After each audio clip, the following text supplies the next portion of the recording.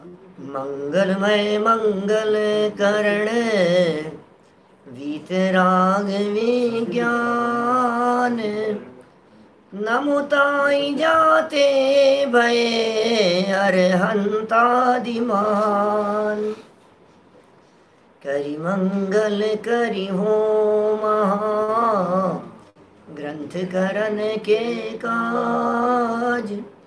जाते मिले समाज सब पावे निज पद राज। पावे निज पद राज। मिथ्या देवादिक भजे हो है मिथ्या भाव। तज तिनको साचे भजो यह हित हेत उपाव। यह हित हेत उपाव। मोक्ष मार्ग प्रकाशक नामक ग्रंथ छठा अधिकार कुदेव कुगुरु और कुधर्म का प्रतिषेध करने वाला, गृहीत मिथ्यात्व का निषेध करने वाला, पाप नहीं महापाप को हमारे जीवन में से छुड़ा देने वाला ये महान ग्रंथ है। इस महान ग्रंथ में कुदेव और कुगुरु की चर्चा हम अपेक्षित विस्तार से आपके बीच में कर चुके हैं। आज संभवतः कल भी संपन्न हो जाएगी ये चर्चा। देखिए, महामुनिराजों की इस चर्चा में 185 नंबर पेज पर शिथिलाचार की पोषक युक्तियों के संदर्भ में चर्चा चल रही थी। कितनी बातें यहाँ बतला दी गई है कि गुरु के बिना तो निगुरे कहलाएंगे, कि नहीं कहलाएंगे, क्योंकि हम गुरु को मानते तो हैं कि साहब वर्तमान में केवली का अभाव है, लेकिन मुनि का तो अभाव नहीं कहाँ है। तो मुनि का तो सद्भाव मानो कि बिल्कुल हम मुनिराज का सद्भाव मानते हैं, लेकिन हमारे आंखों के सामने हो ऐसा तो नहीं कहा जा सकता है। हो भी सकते हैं और नहीं भी हो सकते हैं, है ना। तो देखना पड़ेगा, महाभाग्य से ऐसे गुरुओं का योग मिलता है जिनमें मुनिपने के लक्षण नहीं दिखाई देते हों, उन्हें किसी भी रूप से मुनि नहीं माना जा सकता है। देखिए, बहुत महत्वपूर्ण बात कहता हूँ, थोड़ा उपयोग एकाग्र करके सुनना। जो मुनि नहीं है उन्हें मुनि माने तो पापी। जो साधु नहीं है, जो गुरु नहीं है, जो दिगंबर मुनिराज नहीं है, जिनमें दिगंबर संतों जैसे मूल गुण नहीं है, उन्हें यदि गुरु और साधु माने तो पापी। और जो सच्चे दिगंबर मुनि हैं उनको न माने तो भी पापी। मुनिराज को नहीं माने वो पापी, और जो मुनिराज नहीं है उन्हें माने वो महापापी। ऐसा है। तो कितना सावधान रहने की जरूरत है इन सब बातों के संदर्भ में कि साहब फिर भी ज्ञान तो मिलता ही है उनसे। कि सुनो, कितना भी ज्ञान मिलता हो, ज्ञान तो लौकिक रीति से गुरुओं के माध्यम से भी मिलता है। वो लौकिक विनय अलग प्रकार की चीज है, और यहाँ जो बात कह रहे हैं सो अलग प्रकार की बात है।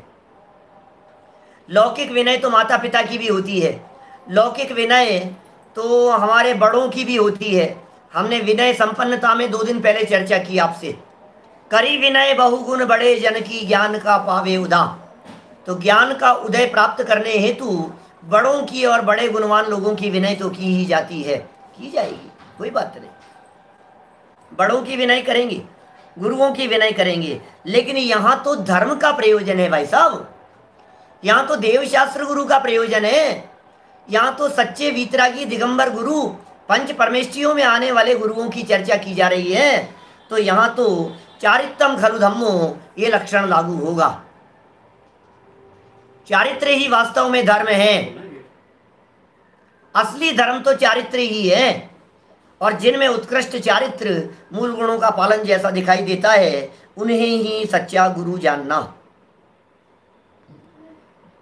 देखिए, जो लोभी होंगे, जो लालची होंगे, जो स्वार्थी होंगे, जो अपने प्रयोजन को सिद्ध करना चाहते होंगे, उनके मेहनतपना नहीं हो सकता, क्योंकि अंतरंग में लोभ है। और यहाँ एक बात उठा दी थी कि साहब हमारे जो साधु दिखाई देते हैं, मुनिराज जो दिखाई देते हैं, उनमें भी तो आहार लेने की प्रवृत्ति देखी जाती है।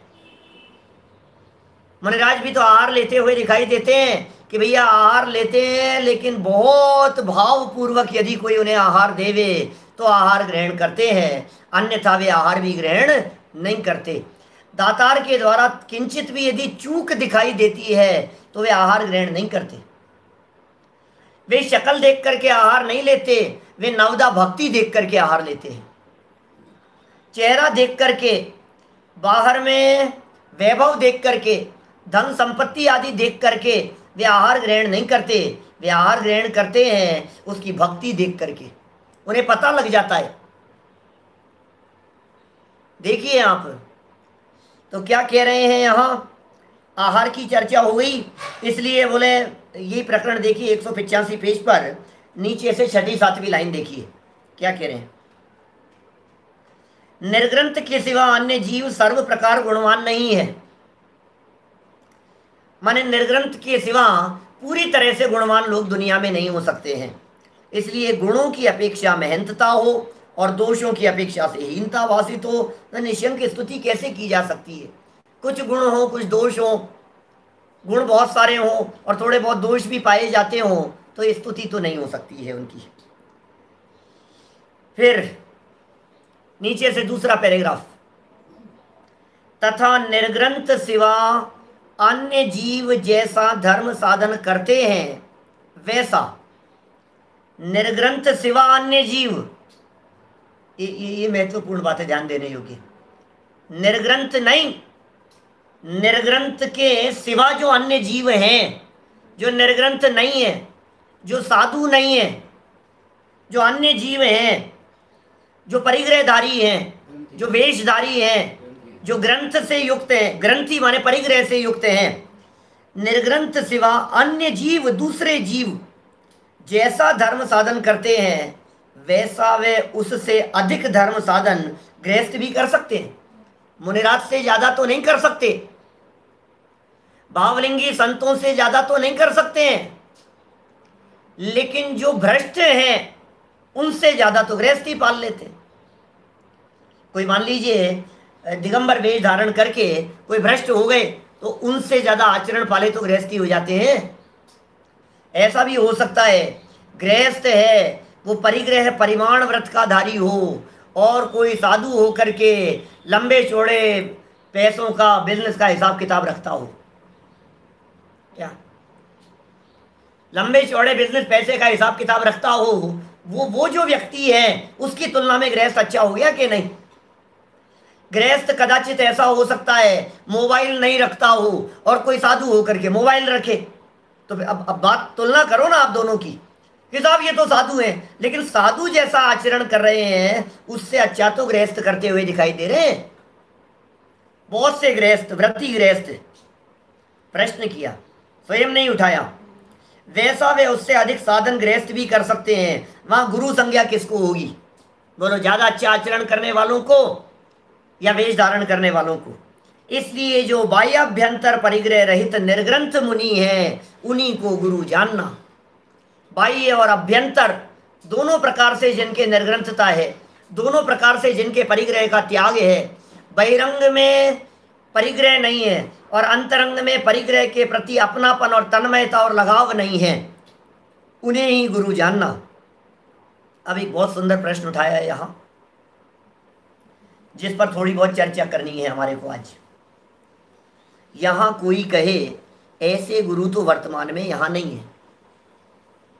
भाई जिन निर्ग्रंथ गुरुओं की बात कर रहे हो ऐसे गुरु तो वर्तमान में यहाँ नहीं है। टोडरमल जी ने जब लिखी थी तब की बात कह रहे हैं। इसलिए जिस प्रकार अरहंत की स्थापना प्रतिमाएं हैं, स्थापना प्रतिमाएं हैं, उसी प्रकार गुरुओं की स्थापना है, वेशधारी है। क्या दिक्कत है? अरंत भगवान है, साक्षात अरंत नहीं है ना अभी यहाँ। अरंतों की स्थापना कर ली, किसमें? प्रतिमा में। और पाषाण की प्रतिमा में हमने कह दिया ये अरंत भगवान की प्रतिमा है, ये महावीर भगवान की प्रतिमा है। महावीर भगवान की स्थापना उनकी प्रतिमा में कर ली गई।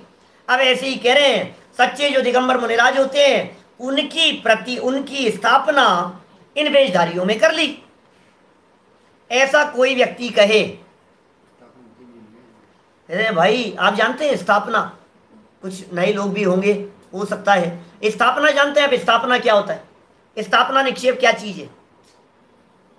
जिस वस्तु का सद्भाव नहीं है, जिस वस्तु का अस्तित्व नहीं है, जो वस्तु वर्तमान देश काल परिस्थिति में, वर्तमान क्षेत्र में, हमारे घर में वर्तमान परिस्थिति में मौजूद नहीं है, उस वस्तु की जो नहीं है उसकी स्थापना किसी और वस्तु में कर दी जाती है काम चलाने के लिए, और पुद्गलों में की जाती है ऐसी स्थापना।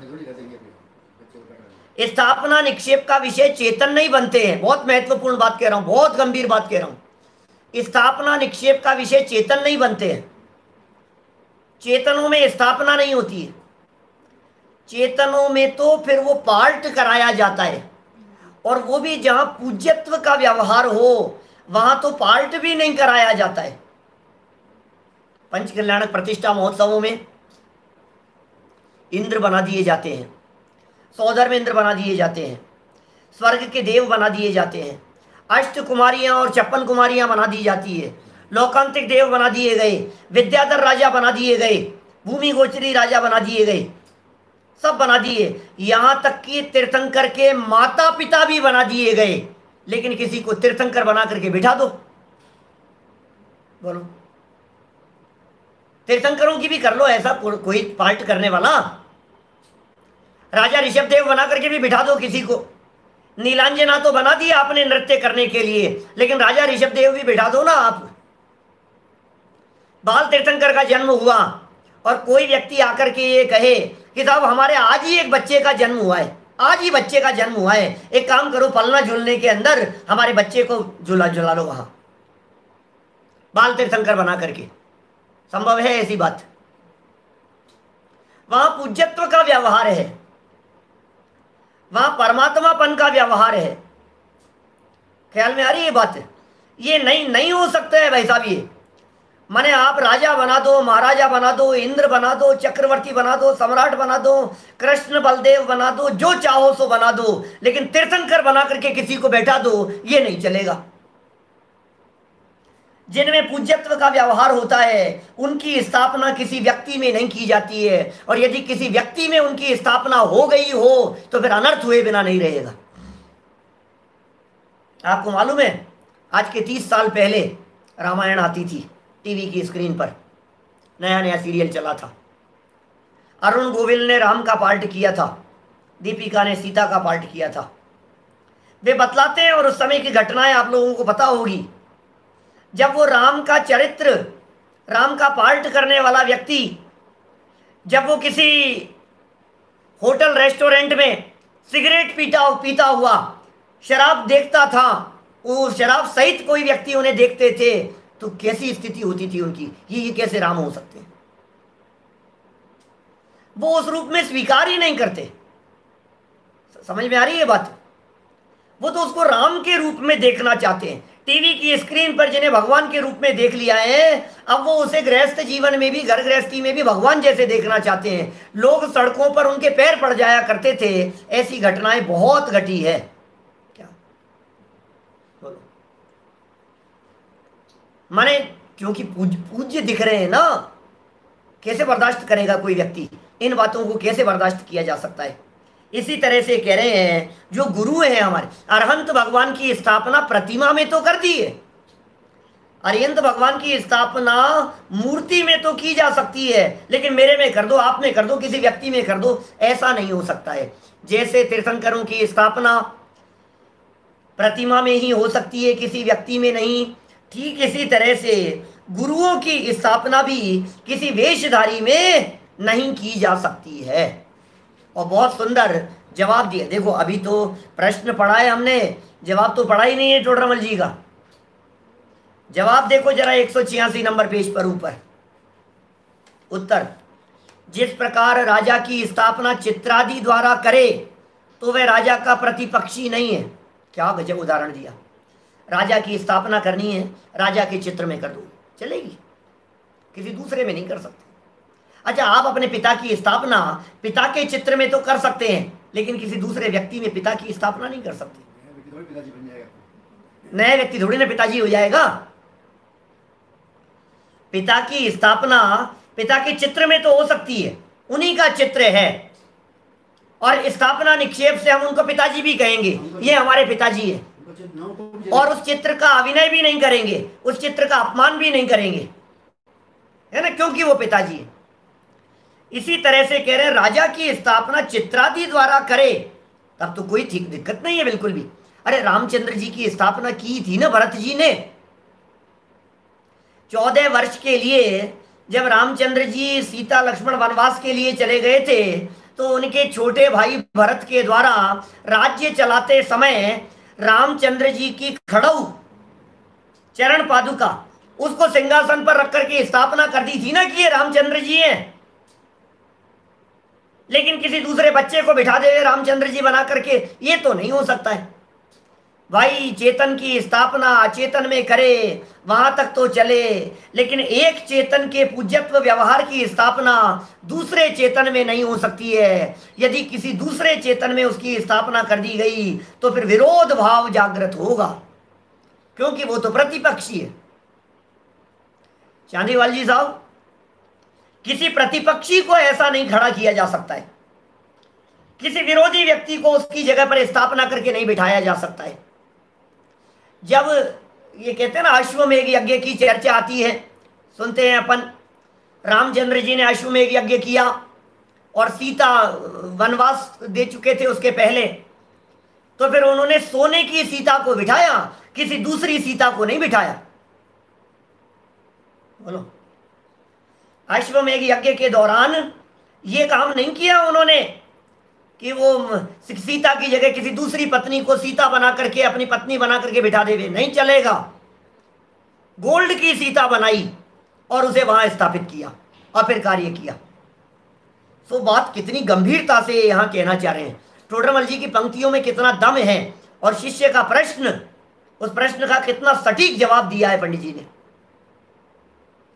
जिस प्रकार राजा की स्थापना चित्रादि द्वारा करे तो वह राजा का प्रतिपक्षी नहीं है, और कोई सामान्य मनुष्य अपने को राजा मनाए तो राजा का प्रतिपक्षी होता है। अब किसी सामान्य मनुष्य को कहे, वो सामान्य मनुष्य कहे नहीं नहीं मैं राजा हूं, क्या ऐसे तो नहीं, लेकिन आप मुझे है ना स्थापना से राजा मान लो, असली नहीं है ना तब तक आप मुझे राजा मान लो, नहीं चलेगा। देखिए बगड़ा जी साहब, देखो क्या कह रहे हैं आगे।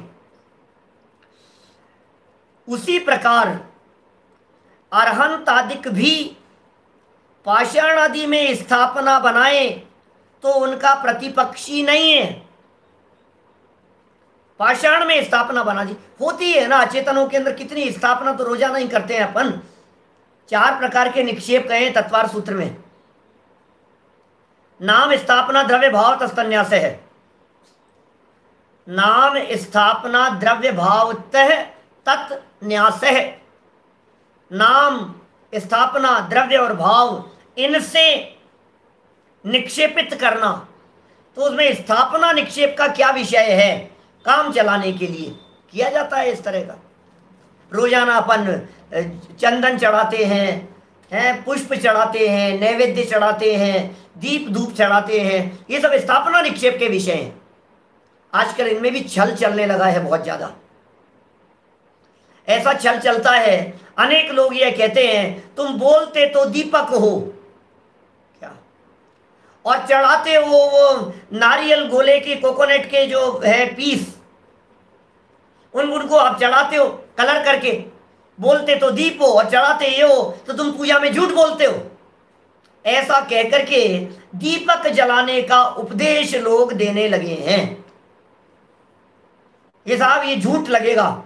फिर मैं कहता हूं उन्हीं लोगों से ये कहना चाहता हूं, तो फिर आप पुष्प रखने की बात क्यों नहीं करते हो? बोलो, कहीं तो पुष्प रखने की बात भी करने लगे क्या? कई लोग तो कहते हैं कि पुष्प रखना चाहिए ओरिजिनल। अब ये ऐसी भी बात चलती है। और कोई जो पुष्प नहीं रखते हैं वो भी दीपक जलाने की बात करते हैं। अरे भाई, ये पूजा का जो व्यवहार है ये स्थापना का व्यवहार है। यहाँ स्थापना की जाएगी। ये चर्चाएं कुछ इस तरह की आगे कुधर्म के प्रकरण में परसों से शुरू होगी, क्योंकि कल तक अपन ये कुगुरु वाला प्रकरण खत्म कर देंगे और परसों कुधर्म की चर्चा आएगी, कोटे धर्म आदि की चर्चाएं करेंगे।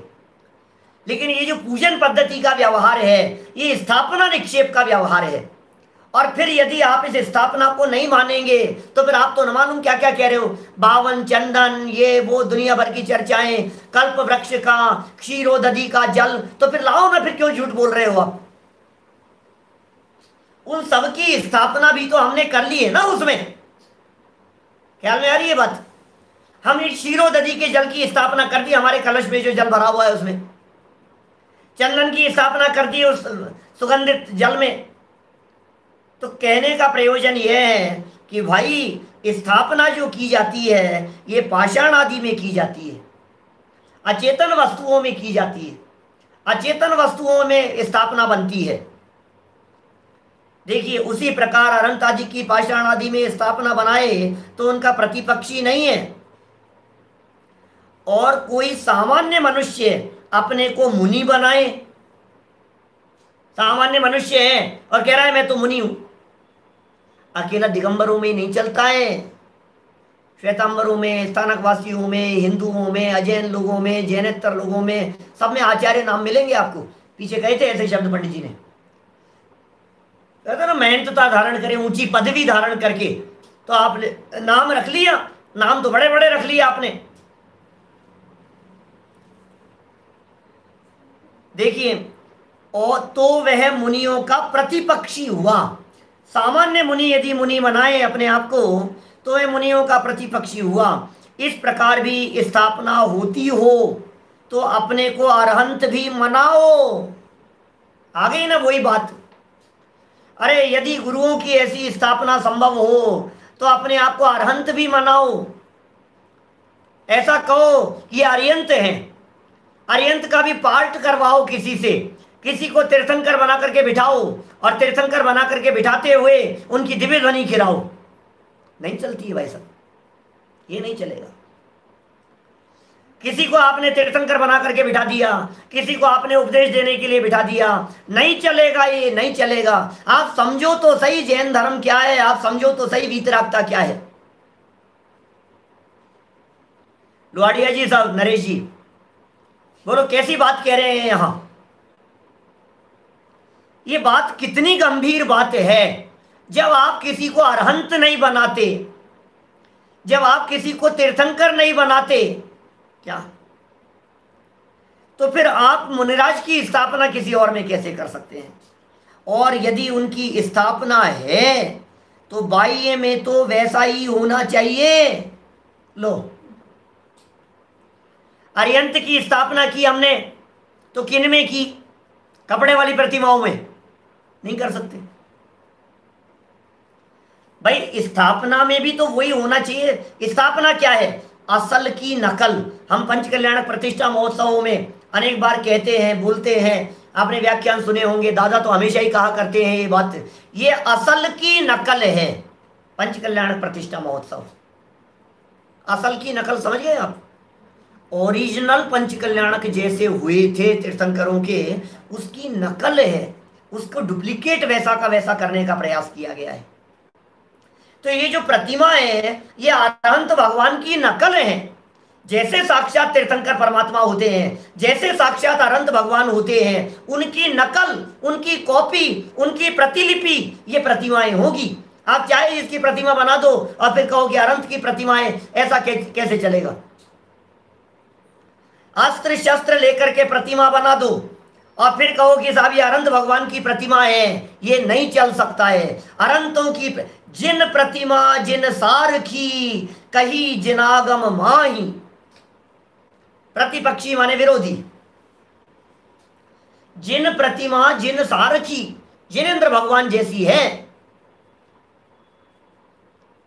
हाथ पे हाथ धर करके बैठी हुई हो, वीतरागी छवि हो, रागादि रहित हो, परिग्रह रहित हो, अपरिग्रही हो, वही वास्तव में अरहंतों की स्थापना में की जा सकती है। आप अरहंत भगवान की स्थापना करो और ऐसे आशीर्वाद की मुद्रा बना दो तो कैसे चलेगा? वीतरागियों की मुद्रा तो वीतरागता सहित होनी चाहिए ना। अनंत भगवान जब हाथ पे हाथ धर करके बैठे हुए हैं तो तुम आशीर्वाद की मुद्रा वाले को अरियंत कैसे कह सकते हो? नहीं चल सकती है वो बात। देखिए क्या लिखा यहां, और यदि उनकी स्थापना है तो बाह्य में तो वैसा ही होना चाहिए, परंतु वे निर्ग्रंथ। कौन? साधु। वे निर्ग्रंथ, हमारे गुरु, हमारे मुनिराज, वे निर्ग्रंथ, और ये बहुत परिग्रह के धारी। बोलो ये कैसे बनता है? ये बनेगा कैसे? माने निर्ग्रंथ मुनिराज तो निर्ग्रंथ जैसे ही होंगे, परिग्रहधारियों में निर्ग्रंथपना नहीं हो सकता है। अरे हमारे महामुनिराज तो परिग्रह से रहित होते हैं, अंतरंग और बहिरंग सर्व प्रकार के परिग्रह से परे हो गए हैं। बाहर में जिनके परिग्रह का त्याग है और अंतर में भी उन परिग्रह के प्रति ममत्वपना छूट गया है। सच में तो ममत्व छूटने का नाम ही परिग्रह छूटना है। अब एक तो गजब प्रश्न कर लिया। या आगे वाला प्रश्न तो ऐसा है, मैं सोच भी रहा था हेडिंग ये देवें कि वो पहले वाली स्थापना वाली देवें। ये आइडिया नहीं था कितनी देर तक चलाएंगे अपन ये प्रकरण, लेकिन ये एक बहुत अहम प्रश्न है आज के समय में। जन जन में इस प्रकार का प्रश्न उठता हुआ दिखाई देता है। कोटा से सुरेंद्र जी भाई साहब बोलो, लोग इस तरह की चर्चाएं करते हुए दिखाई देते हैं। और साहब अब श्रावक भी तो जैसे संभव है वैसे नहीं है, इसलिए जैसे श्रावक वैसे मुनि। ये प्रश्न तो हमने 50 बार सुना है। क्या बोलो, 50 बार ये प्रश्न सुना है, और आपने भी सुना होगा और आपने भी फेस किया होगा। क्या बात करते हो साहब, ऐसे मुनिराजों की, मुनिराजों के तो इतने उत्कृष्ट आचरण की बात करते हो और श्रावकों की नहीं करते हो। श्रावक का चार चला रहे हैं शाम को, पुरुषार्थ सिद्धि उपाय चलता है। रत्नकरण श्रावकाचार पढ़ते हैं, श्रावकाचार ग्रंथों को पढ़ते हैं, पढ़ाते हैं, सुनते सुनाते हैं। श्रावकों की बात क्यों नहीं करेंगे हम? श्रावकों का आचरण तो उत्कृष्ट होना ही चाहिए ना। लेकिन जैसे श्रावक वैसे साधु, जैसे श्रावक वैसे मुनि, ये बात कैसे बनेगी? ये बात तो बन नहीं सकती है बिल्कुल भी। श्रावकों और मुनिराजों को आप एक खाते में रखना चाहते हो, ऐसा कैसे होगा? श्रावक यदि भ्रष्ट हो रहे हैं तो मुनिराज भी भ्रष्ट हो जाएंगे। और मैं ये कह रहा हूं फिर जैसे मुनि वैसे आर्यंत, ऐसा भी कर लो ना। यदि मुनिराज भ्रष्ट दिखाई दे रहे हैं तो आर्यंतों को भी भ्रष्ट कर दो, उनकी प्रतिमाओं को भी। अरे क्या भाई साहब, पंचम काल चल रहा है यार, थोड़ा सा मुकुट वुकुट लगा दो, थोड़े से कपड़े पहना दो, वीतरागी प्रतिमाओं को थोड़ा सा श्रृंगार कर दो, कितना अच्छा लगेगा। आप क्या बात कर रहे हो? थोड़ा बहुत तो कर लो ना। क्योंकि जैसे मुनि वैसे अरियंत, जैसे अरियंत वैसे सिद्ध। नहीं चलेगा, बिल्कुल नहीं चलेगा। लोग इस तरह की बातें करते हैं, श्रावकों से तो अच्छे हैं, हमसे तो अच्छे हैं। ऐसी भी बहुत बातें चलती है, हमसे तो अच्छे हैं। गजब हो गया, हमसे अच्छे हैं। आप कैसी बात कर रहे हो? आप हो कौन जो उनसे मिलान कर रहे हो? आप दो वस्तुओं का मिलान जब किया जाता है तो वो दोनों एक जैसी होनी चाहिए। एलिफेंट का मिलान एलिफेंट से होना चाहिए, हॉर्स का मिलान हॉर्स से होना चाहिए। जिस मिठाई की चर्चा चल रही है, लड्डू बहुत अच्छे हैं, आपके लड्डू हमारे रसगुल्ले से तो अच्छे हैं, ऐसा कैसे चलेगा? ये नहीं चलेगा। रसगुल्ले से गुलाब जामुन को मिला रहे हो, गुलाब जामुन से बर्फी को मिला रहे हो, बर्फी से आम को मिला रहे हो, बर्फी से तो आम अच्छा है। अरे गजब हो गया यार, आम से आम को मिलाओ ना। जिसको जिससे मिलाना है, मुनिराज को मुनिराज से मिलाओ, श्रावकों को श्रावकों से मिलाओ, अरियंतों के स्वरूप को अरियंतों के स्वरूप से मिलाओ। तुम कह रहे हो श्रावक से अच्छे हैं मुनि। यहां तो जो वेशधारी श्रावक से अच्छे तो तब कहलाए, श्रावक ने 5 अणुव्रतों का नियम लिया और अणुव्रतों का पालन किया। और ये वहां पहले दिए जा चुके हैं तर्क, मैं रिपीट नहीं करना चाहता हूं। टोडरमल जी ने पहले ये तर्क दे दिए हैं, ये बात सिद्ध कर दी है कि उपवास की प्रतिज्ञा लेकर के एक घास भी खाए तो पापी है। उपवास की प्रतिज्ञा करके आधी रोटी खाए एक व्यक्ति, और एकासन की प्रतिज्ञा करके 2 रोटी खाए तो 2 रोटी वाला पुण्यात्मा धर्मात्मा और आधी रोटी खाने वाला पापी। ये सवाल तो ऐसा है। आप उपवास करने वाले को एकासन करने वाले की तुलना में कैसे मिला रहे हो? फिर तो ऐसा भी कह दो आप, इस व्यक्ति ने एकासन किया 2 रोटी खाई और इस व्यक्ति ने उपवास करके आधी रोटी खाई, तो ये आधी रोटी उपवास करके खाने वाला उस एकासन से तो अच्छा है ना, क्योंकि आधी खाई है। क्या कहेंगे आप? भाई उससे तो अच्छा है, क्योंकि उसने 2 खाई है और इसने आधी खाई है, तो उससे तो अच्छा है ना। लेकिन प्रतिज्ञा कौन सी की थी? प्रतिज्ञा तो उपवास की है। क्या प्रतिज्ञा उपवास की है? उपवास की प्रतिज्ञा करके एक दाना भी यदि खाएगा तो पापी कहलाएगा। और एकासन की प्रतिज्ञा करके 2 रोटी खाए, 3 रोटी खाए, 5 खाता था और 3 खा रहा है, 3 खाता था और 2 खा रहा है, तो प्रशंसा का पात्र है। बोलो, बात बहुत गंभीर है, समझने योग्य बातें हैं, गहराई से समझना चाहिए। हमसे अच्छे कहने से काम नहीं चलेगा भैया। मिलान समान वालों में किया जाता है, एक जैसों में तुलना की जाती है। लड़ाई भी बराबर वालों में ही करनी चाहिए, कंपैरिजन भी बराबर वालों में ही करना चाहिए। अब आप ये कहो साहब हमसे तो ज्यादा है उनके पास में, अंबानी जी के पास में, तो तू अंबानी जी से क्यों मिलान कर रहा है? तेरा समान लोगों के अंदर करो ना तुलना आपस में। जिसकी जिसके साथ में तुलना की जा रही है, कहीं मेल तो होना चाहिए ना आपस में। मुझे एक छोटा सा प्रसंग याद आ गया, कहानी याद आ गई, एक छोटी सी, बहुत पहले पढ़ी थी। इस प्रसंग के अंदर थोड़ी बहुत कुछ आंशिक रूप से फिट होती हुई नजर आ रही है। एक गधा था और वो गधा बार बार में शेर को चैलेंज करता था, हिम्मत हो तो लड़के दिखा। क्या? और शेर बेचारा मुंह झुका करके और आगे बढ़ जाता था, कभी गधे से लड़ता नहीं था। फिर गधा बार बार में आता था और ललकारता था, ए शेर, हिम्मत हो तो मेरे से कुश्ती लड़के दिखा, तेरे में हिम्मत हो तो। और शेर बेचारा लड़ता नहीं था, चेहरा झुका करके आगे चला जाता था, लड़ता ही नहीं था। कई बार, एक बार ऐसे प्रसंग बना, कई लोगों ने शेर को कहा कि यार ये तुझे रोज रोज लड़ता है, झगड़ने की कहता है, एक बार पछाड़ देना इसको, तू शेर है और कहां गधा, कर ले बराबर। तो पता है शेर ने क्या जवाब दिया कि नहीं, मैं यदि इससे जीत गया तो भी कोई यश मिलने वाला नहीं है, क्योंकि दुनिया ये कहेगी कि जीता भी तो किससे जीता, गधे से जीत गया शेर, इसमें क्या दम है। और कदाचित गलती से उसकी कोई लात वात पड़ गई क्या तो लोग कहेंगे गधे से हार गया क्या।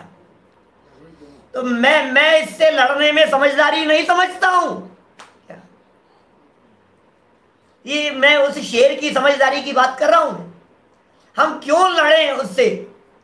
बराबर देखा जाता है, पात्रता देख, इज्जत और चली जाएगी। गधे से हार गया और जीत जाएगा तो कोई इज्जत मिलने वाली नहीं।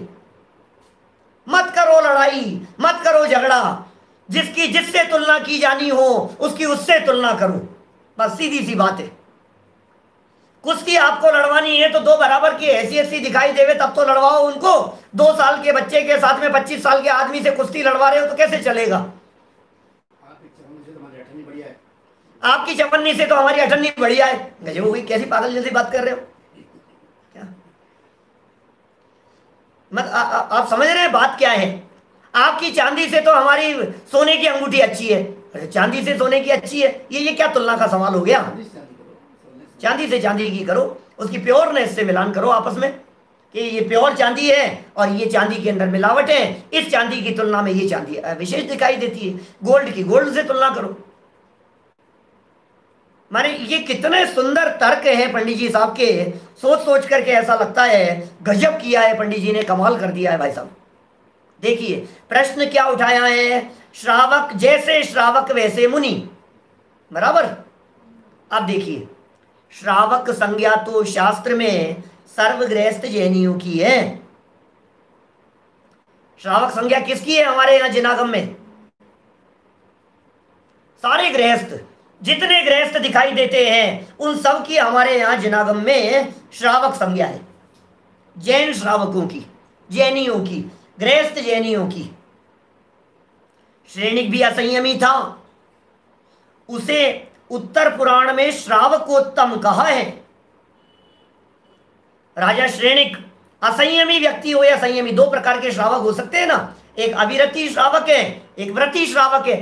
दो प्रकार से श्रावक हो सकते हैं। देखिए 12 सभाओं में श्रावक कहे हैं। 12 सभाएं समविचरण की चर्चा कर रहे हैं। समविचरण तीर्थंकर परमात्मा का, समविचरण में 12 प्रकार की सभाएं हैं और उन 12 प्रकार की सभाओं में 4 प्रकार के देव, 4 प्रकार की देवियां, 8 हो गए। इनके अलावा एक मुनिराजों के लिए, एक आर्यिका और स्त्रियों के लिए, एक श्रावकों के लिए और एक त्रियंचों के लिए। तो जो श्रावकों के लिए हैं, ये कह रहे हैं वहां सर्व व्रतधारी नहीं थे उस सभा में। जब 12 सभाओं में एक सभा श्रावकों के लिए है, 12 सभाओं में एक सभा श्रावक के लिए है, मनुष्यों के लिए, तो उसमें अविरति भी बैठते हैं, अव्रती भी बैठते हैं। तो सारे लोग व्रतधारी थोड़ी ना है वहां पर, बिना व्रतधारी भी होते हैं। यदि सर्व व्रतधारी होते तो असंयत मनुष्यों की अलग संख्या कही जाती, सो नहीं कही है। यदि सारे ही लोग यदि व्रतधारी होते ना, तो फिर संख्याएं जो कही जाती है, इनके समूह में इतने ये थे, इनके समूह में इतने श्रावक थे, इतने मुनिराज थे, ऐसी चर्चाएं आती है शास्त्रों में बहुत। जैसे भगवान महावीर स्वामी के समूह में 1 लाख श्रावक थे और 3 लाख श्राविकाएं थी।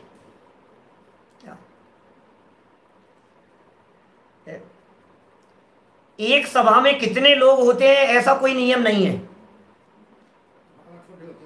देवों की सभा, देव जो होते हैं उनके अंदर तो असंख्यात असंख्यात होते हैं, और त्रियंचों में अनगिनती होते हैं, लाखों करोड़ों के अंदर हो सकते हैं। त्रियंचों मनुष्य त्रियंचियों भी हैं इनमें। तो क्या कह रहे हैं, 1 लाख श्रावक और 3 लाख श्राविकाएं थी भगवान महावीर स्वामी के समूह में। तो श्रावकों की जो 1 लाख संख्या बतलाई, उसमें व्रती और अव्रती दोनों शामिल है। इसलिए गृहस्थ जैन श्रावक नाम प्राप्त करता है, और मुनि संज्ञा तो निर्ग्रंथ के सिवा कहीं नहीं कही। मुनिराजों की संज्ञा तो निर्ग्रंथ के सिवा अन्य कहीं नहीं कही गई है। मुनिराजों की कहाँ संज्ञा, कोई संज्ञा है क्या? निर्ग्रंथ कोई मुनि कहते हैं, इसके अलावा और किसी को तो मुनि नहीं कहा जा सकता है। कितने सुंदर तर्क दे रहे हैं। देखो और गजब की बात सुनना आगे, अगला पैराग्राफ और। तथा श्रावक के तो 8 मूल गुण कहे हैं, इसलिए मद्य मांस मधु 5 उदंबर आदि फलों का भक्षण श्रावक के है नहीं। श्रावक है 5 उदंबर फलों का त्याग है, मद्य मांस मधु का त्याग है, इसलिए किसी प्रकार से श्रावकपना तो संभवित भी है। श्रावकपना तो संभव है, क्योंकि श्रावकों के 8 मूल गुण कहे हैं और ये 8 मूल गुणों का पालन करता है, मद्य मांस मधु का सेवन नहीं करता है। अरे कितने ही श्रावक उत्कृष्ट आचरण के धनी इस जगत में दिखाई देते हैं। हम आप जैसे लोग भी कितना उत्कृष्ट आचरण का पालन करते हैं। सारे हमारे साधर्मी लोग रात्रि भोजन नहीं करते, जमीकंद नहीं खाते, अनैतिक आचरण नहीं करते। ये तो सब श्रावकों के में दिखाई दे रहा है। विशेषकर बात करता हूं मुमुक्षु श्रावकों की। 99% हमारे मुमुक्षु श्रावकों का जो आचरण है वो उत्कृष्ट आचरण दिखाई देता है। श्रावकों का आचरण 99%। रात्रि भोजन नहीं करने वाले, आलू प्याज नहीं खाने वाले, जमीकंद नहीं खाने वाले, गाजर मूली बैंगन लहसुन नहीं खाने वाले, खोटा आचरण नहीं करने वाले, मद्य मांस मधु का सेवन तो दूर दूर तक नहीं है जिनके जीवन में, ये सब दिखता है उनके जीवन में। तो ये कह रहे हैं श्रावकपना तो संभवित है। परंतु अब बात कीजिए, परंतु मुनि के 28 मूल गुण हैं, मुनिराजों के 28 मूल गुण हैं, सो वेशियों के दिखाई ही नहीं देते। वेशधारियों की बात कर रहे हैं, 28 मूल गुण दिखते ही नहीं है। इसलिए मुनिपना किसी भी प्रकार संभव नहीं है। भाई साहब, मूल गुणों का की खबर तो होनी चाहिए। मूल गुण कौन से हैं? 6 ढाला की 6ठी ढाल के अंदर मैंने विस्तार से चर्चा की है। पूरी 6ठी ढाल में मुनिराजों की चर्चा है, 2-3 महीने पहले ही की है। माने ये जो बात यहाँ कही जा रही है 28 मूल गुणों की, मूल गुण तो होने चाहिए ना। आचरण ही अथवा तथवा दिखाई दे रहा है, 28 मूल गुणों का ठिकाना ही नहीं है, मूल गुणों की खबर ही नहीं है। न ईर्ष्या समिति दिखाई देती है, न भाषा समिति दिखाई देती है, न बाहरी आचरण उत्कृष्ट दिखाई देता है, मूल गुणों का ठिकाना नहीं है। हम कैसे साधु मान ले? मतलब ये जिनमें हो उन्हें स्वीकार कीजिए, जिनमें नहीं हो उन्हें स्वीकार नहीं किया जा सकता है। भाई मंजन करे, स्नान करे और कोई यदवा तदवा चेष्टा करने लगे, जो भी मूल गुण कहे गए हैं हमारे यहाँ 28 मूल गुणों की जो चर्चा की है, ईर्ष्या समिति, भाषा समिति, ऐष्णा समिति, आदान निक्षेपण समिति, प्रतिष्ठापना समिति, क्या होगा इन समितियों का? 5 महाव्रत, घास पर चले, परिग्रह रखे, बिस्तरों पर बैठे, रजाई गद्दों का उपयोग करे, तो फिर कैसे कैसे साधु बना चले? रजाई गद्दों का उपयोग तो नहीं चल सकता है ना। कपड़े लत्ते तो ऊपर से ओढ़ने जैसी स्थिति नहीं हो सकती है ना। ठंड के समय में ऊपर से चादर ओढ़ ले तो कैसे चलेगा? देखिए क्या कह रहे हैं। परंतु ये जो पैराग्राफ पढ़ रहे हैं इसमें परंतु शब्द तीसरी लाइन है। परंतु मुनि के 28 मूल गुण हैं, सो वेशियों के दिखाई ही नहीं देते, इसलिए मुनिपना किसी भी प्रकार संभव नहीं है। तथा गृहस्थ अवस्था में तो पहले जम्बू कुमार आदि ने बहुत हिंसादी कार्य किए सुनते हैं। जम्बू कुमार की बात समझ लो आप। क्या जम्बू कुमार हैं, शंभू कुमार हैं, प्रद्युम्न कुमार हैं, श्री कृष्ण के बेटे हैं, और भी जो जो लोग घर गृहस्थी में हुआ करते थे। रामचंद्र जी हैं, गृहस्थ दशा में सारे काम किए उन्होंने, 6 महीने तक युद्ध किया, फिर मुनि बन गए, तब तो नहीं किया, फिर मुनि बन करके भगवान बन गए। आज रामचंद्र जी को हम अर्घ चढ़ाते हैं, वंदन करते हैं, ये भगवान हो गए। तो हिंसादिक कार्य किए सुने जाते हैं, मुनि होकर तो किसी ने हिंसादिक कार्य किए नहीं है। श्रावक दशा में जब तक थे तब तक तुम जो भी करते थे सो ठीक है, लेकिन मुनि होने के बाद में हिंसादी कार्य किसी ने भी नहीं किए हैं। इतिहास गवाह है हमारे पास में। परिग्रह रखा नहीं है। बताओ, शास्त्र उठाओ, आगम उठाओ, प्रथमानुयोग की चर्चाएं करो, उठा करके देखो, खोल करके देखो, आप कहीं मिलती है कि आपको ऐसी चर्चा कि साधु हो गए थे फिर उसके बाद में ऐसा परिग्रह रखा? यदि कहीं चर्चा मिलेगी तो ये कहा जाएगा कि इनका मुनि पद भ्रष्ट हो गया, ये मुनि पद से नीचे गिर गए, यही बातें कही जाएगी। इसलिए ऐसी युक्ति कार्यकारी नहीं है। देखो इसी संबंध में 4 लाइनें और पढ़ूंगा बस। देखो आदिनाथ जी के साथ 4000 राजा दीक्षा लेकर पुनः भ्रष्ट हुए। ऋषभ देव के साथ में प्रमाण है, सारे शास्त्र भरे, आदि पुराण वगैरह दुनिया भर में देखो आप तो क्या मिलेगी आपको चर्चा। ऋषभ देव ने जब दीक्षा ली तो उनके साथ में 4000 राजाओं ने दीक्षा ली और फिर भ्रष्ट हो गए। तब देव उनसे कहने लगे, जिन लिंगी होकर अन्यथा प्रवर्तोगे तो हम दंड देंगे। लो, आकाशवाणी हुई, देवों ने आकर के धमकाया उन्हें, अरे दिगंबर वेश धारण करके तुम यदि ऐसा अनैतिक आचरण करोगे तो हम तुम्हें दंड देंगे। जिन लिंग छोड़कर जो तुम्हारी इच्छा हो सो तुम जानो, कपड़े पहन करके तुम्हें जो कुछ करना हो सो करो। क्या अब हम क्या कहें तुम्हारे से? ये चीज चलती नहीं है। जो दशा तुम्हारी दिखाई दे रही है, जो प्रवृत्तियां, जो आचरण तुम्हारा दिखाई दे रहा है, ये प्रवृत्तियां और आचरण मुनि दशा के योग्य नहीं है। छोड़ो तुम मुनि दशा। तो भाई देखो, मैं यहां कह सकता हूं वर्तमान समय में तो देव लोग आते नहीं है। कौन कहे? कहने वाला कौन? श्रावकों की कहां हिम्मत है। लेकिन फिर भी देखा जाता है हिंदुस्तान में, जब कुछ पानी नाक से ऊपर निकल जाता है तो कई नगरों में, कई गांवों में वो कपड़े पहनाते हुए भी घटनाएं दिखाई देती है। होती हैं ऐसी भी बातें। श्रावकों को जागृत रहना पड़ेगा। मुनिराजों को जागृत और श्रावकों को भी जागृत। वे हमारे आराध्य हैं, वे हमारे साधना के स्थान हैं, वे हमारे लिए पूज्य हैं। हम उनके चरणों वे हमारे आदर्श इसलिए हैं कि हमें उन जैसा बनना है। और आदर्श में पूज्यत्व के व्यवहार के अंदर इस तरह की शिथिलता बर्दाश्त योग्य नहीं होती है। इसलिए जिन लिंगी कहलाकर अन्यथा प्रवर्ते वे तो दंड योग्य है, और जो दंड योग्य हो वो वंदना योग्य कैसे हो सकता है?